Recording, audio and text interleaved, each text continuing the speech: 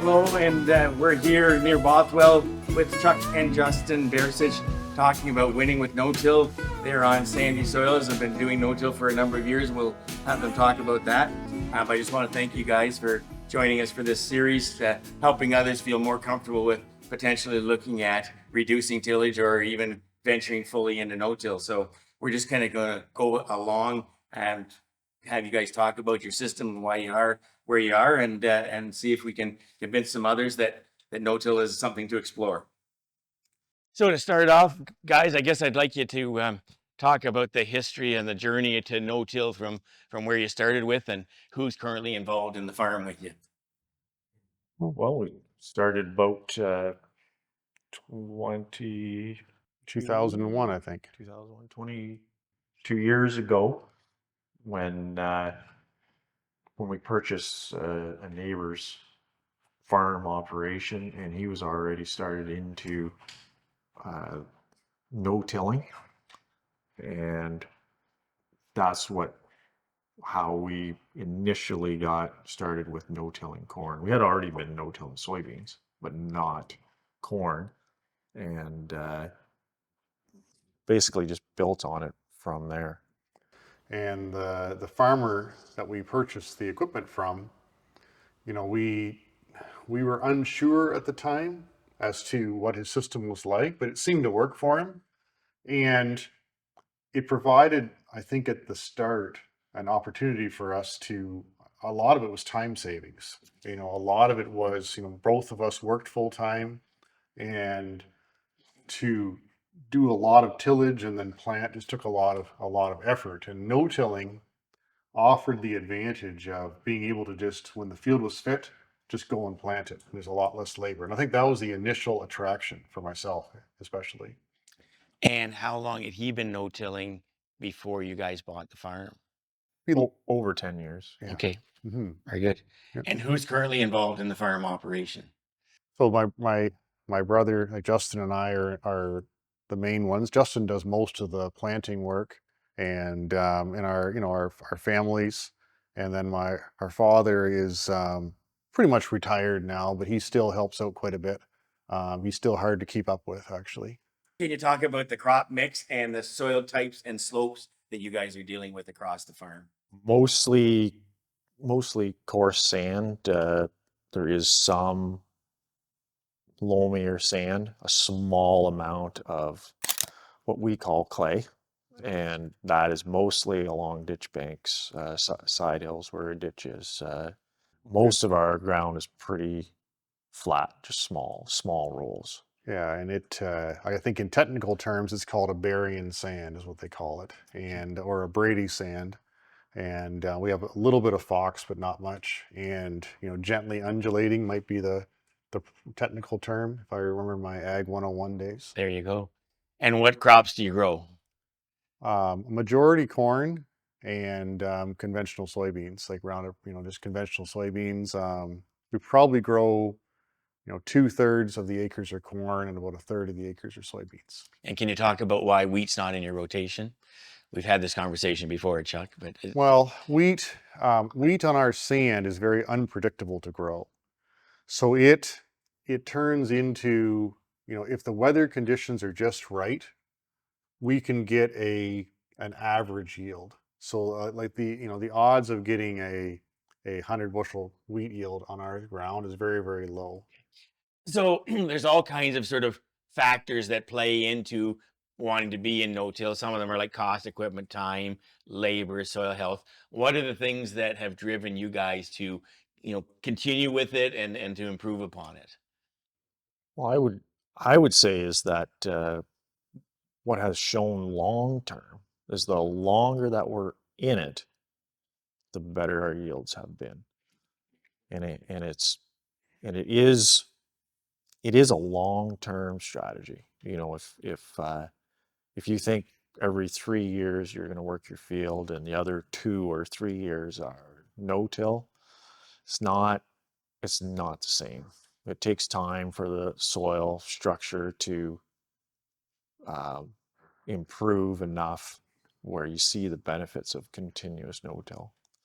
When you get a farm 10 plus years of continuous no-till, then it's easy to see the benefits then.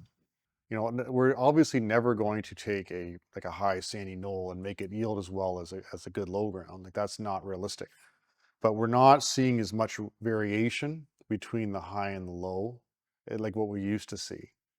And the other thing that we're seeing is that some of the poorer parts of the farm, they are easier to manage.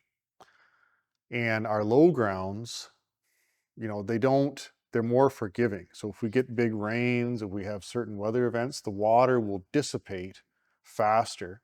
The other thing that we see as well is that, you know, in the fall, you know, if the conditions are a little bit wet, we tend to be able to still go through the field and not damage it. Like you don't have like that mushy top layer, that kind of thing. The ground is just more structured. You'll see the buggy or the combine tire track, but you won't see ruts associated with That's that. correct. Now we do try very hard to not make ruts. Like we're also very careful. Okay. Okay. And Justin spends a lot of time on the planter. Like, you know, I don't want to underestimate how much time that he spends, you know, making sure that it's basically as perfect as he can get it. Because when you're no-tilling, there's no, like you can't fix it after the fact. So if you mess something up, you know, with your fertilizer placement or population or, you know, the depth of a coulter or whatever, like there's no going back and it's not forgiving. And we're not doing anything much different than other people no-tilling. We don't have anything super special or altered. It's all off the shelf components, and it's not a complicated setup. Okay. And what is the rotation? Like, is it corn, bean, or is there like corn, bean, bean? How does that work? It depends on the farm. Okay. The lighter the soil, the longer we go with corn, just to keep the disease pressure from soybeans down. So the light ground, you can't rotate beans and corn every other year. You don't get a good enough soybean yield from that separation. We like to go at least 4 years of corn on the lighter stuff. A farm that's a little bit heavier, 2 years of corn is fine. 1 year of beans. And how quickly does your corn stover disappear when you got your beans there, vis-a-vis worm activity and this type of thing? It's not really an issue, but you can actually see when you harvest the soybeans, you can actually see the corn from the last 2 years. You can still see the some of the corn stalks still sitting there, but they don't really cause a problem. And like we don't run into issues with slugs and these types of things typically.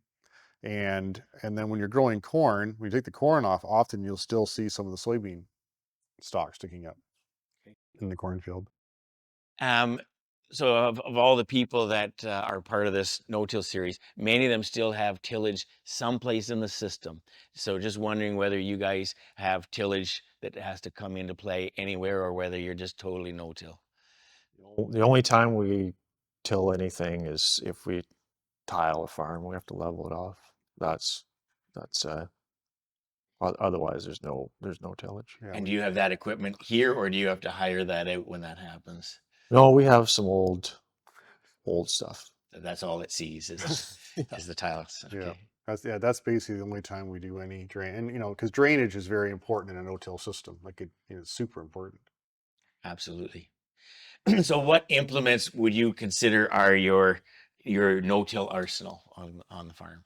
Well, number one is row crop sprayer, and then our corn planter and bean planter. It's really all that we have. And what does that take in tractors to make that work?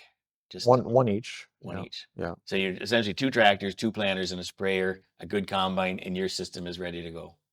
So when you think about all of the components that make no-till work, is there any that's sort of more important? And I've got on the screen there sort of crop rotation, cover crops, the whole aspect of having the patience to time things properly, the equipment layout, setup, maintenance. You know, what sort of is sort of the key thing that people need to keep in mind? One is you have to believe in it to make it work. So it's a mindset thing. Yes, you have to believe in it to make it work. You can't give up. And it's a system. You got to stick with it. Like once you've chosen that, like you can't say, well, every 3 years I'm going to do something else, right? You need to kind of stick with your system. And as far as like no-tilling corn, it's like planting. You need to ideally plant in great conditions, have a good row cleaner setup to have a clear path for where your corn is going to emerge. And You know, especially that's- important for you guys with corn on corn on corn and then back into beans Yeah. scenario. Yeah. So That's you don't want to mess that part of it up. one of the first things will be, when we're harvesting soybeans, we have a good chaff spreader to make sure that chaff is spread evenly.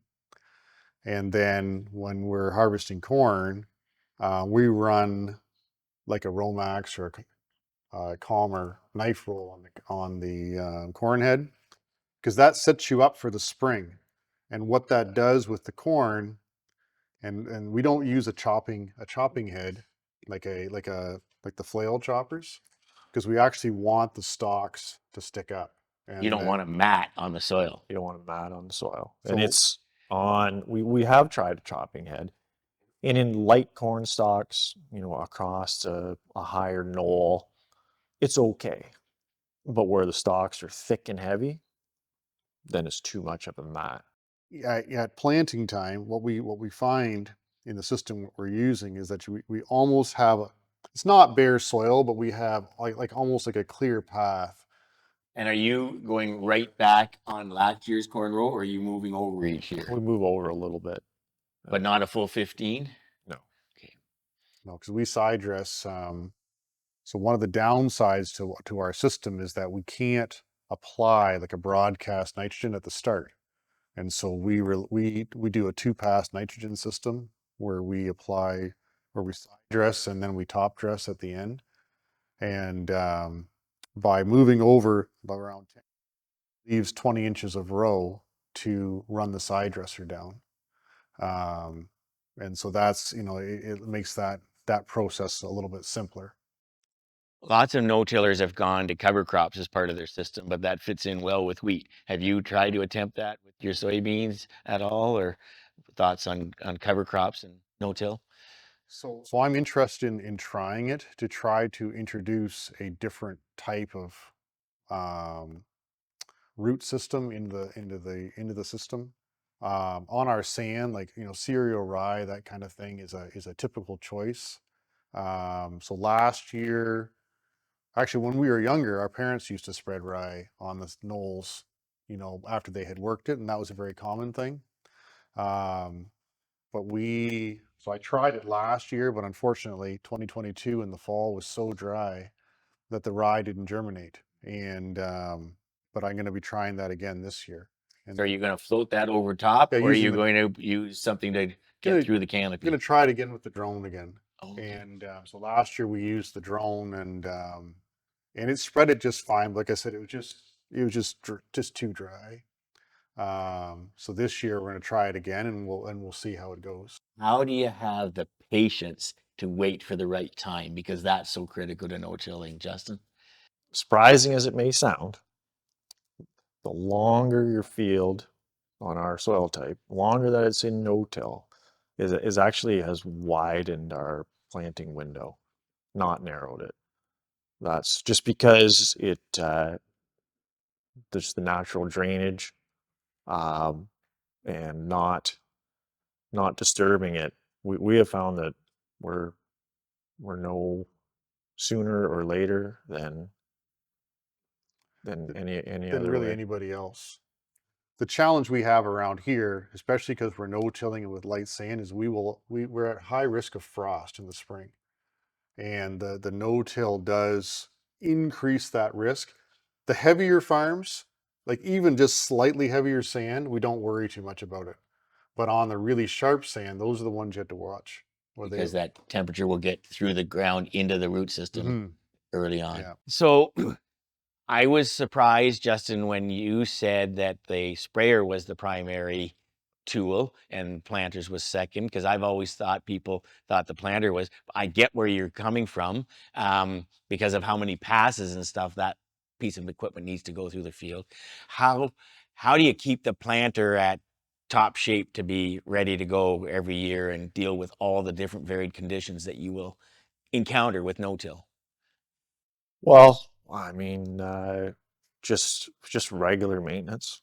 Don't let parts get too worn, because you don't want any stubble pushed down into the seed trench. So things need to be solid and fresh, and that's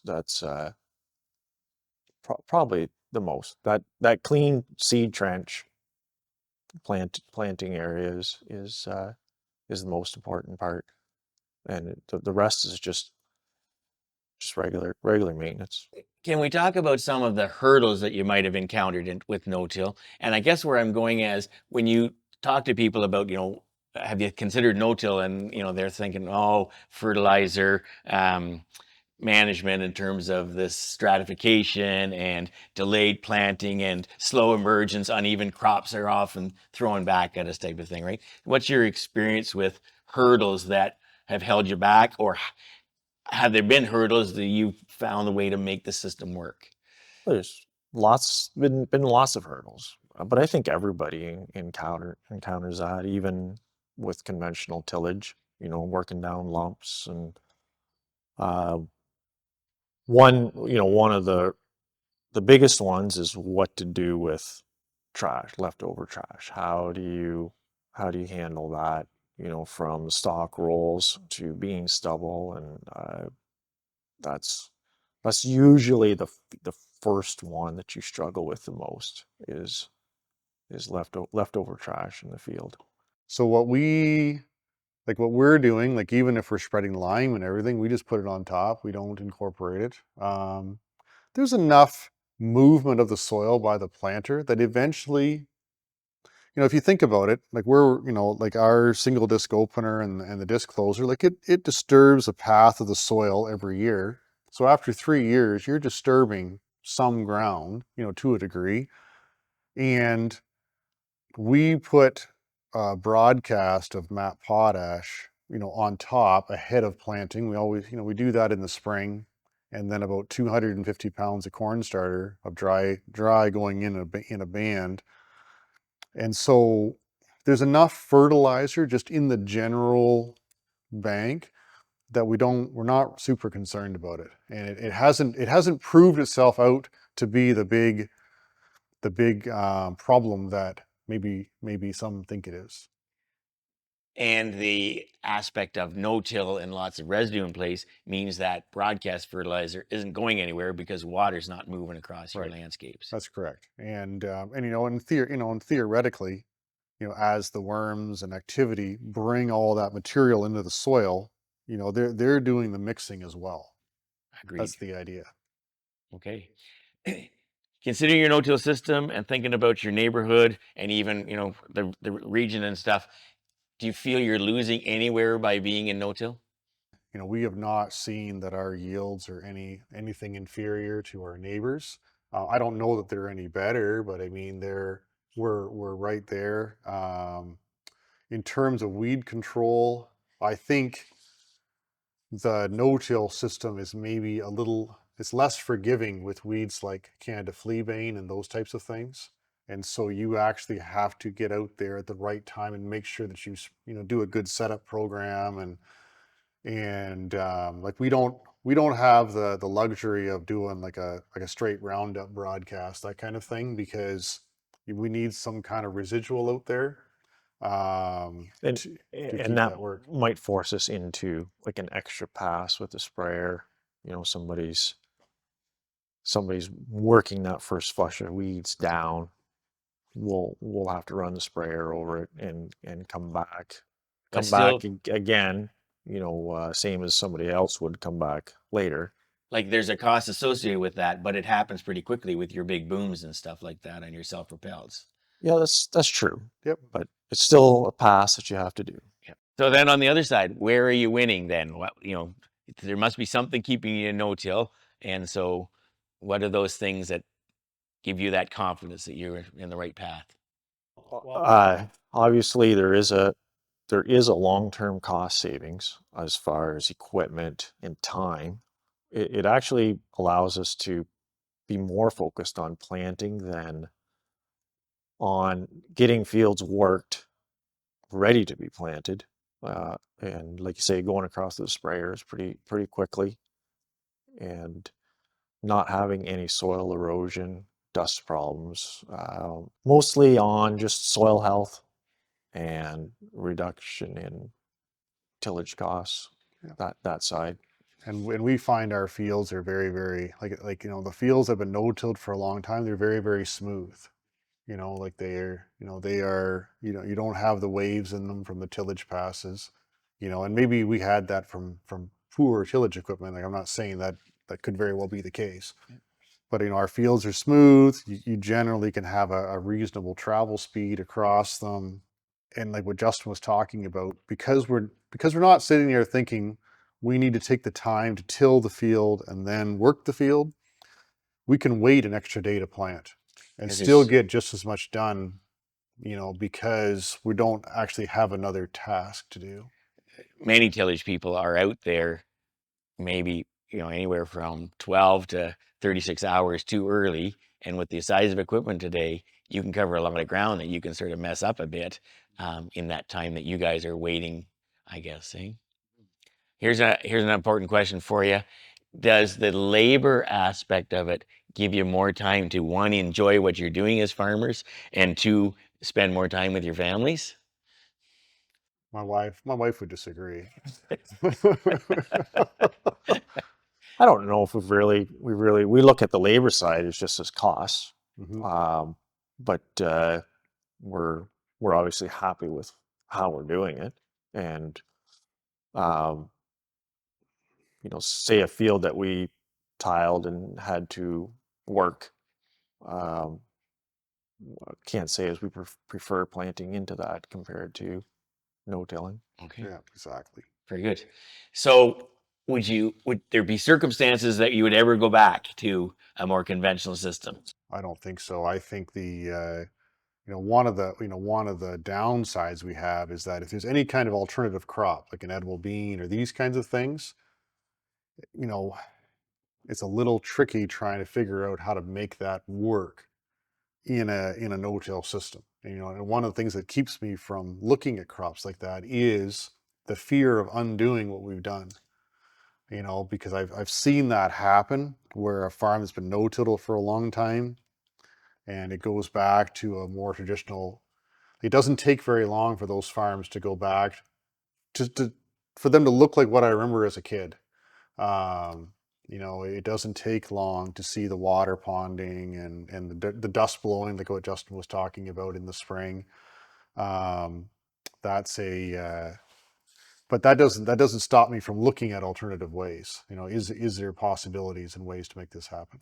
Because with your involvement in the robotic side of things, you're spending a lot more time understanding horticulture crops than you ever have in the past, Chuck. And we've talked about this. All the robots seem to be sort of geared more to a tilled type of a system, and we've finally got to look at something this year that looked at strip till incorporated with the robots. Well, and I think that technology is coming because one of the differences between North America and Europe is the North American farmer is actually much more interested in a reduced tillage environment than the European farmer tends to be.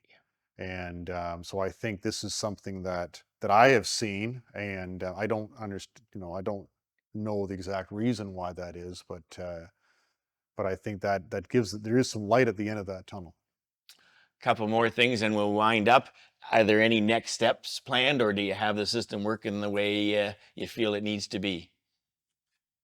For right now, we're happy with where we're at.